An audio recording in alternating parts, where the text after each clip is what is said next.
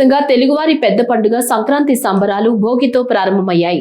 3 రోజుల ముచ్చటైన ఈ పండుగలో తొలి రోజు భోగిని పురస్కరించుకుని పలు ప్రాంతాల్లో పిన్న పెద్ద భోగి మంటలు వేశారు.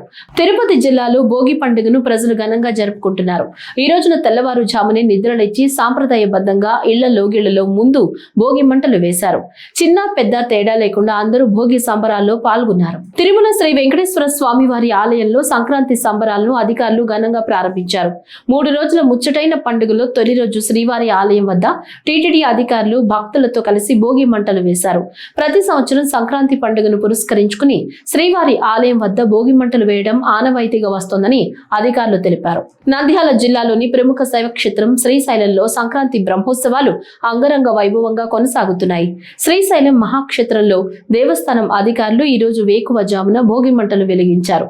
తొలుత భ్రమరాంబ సమేత మల్లికార్జున స్వామి వారికి ప్రాతకాల పూజలు మహామంగళ హారతులిచ్చారు.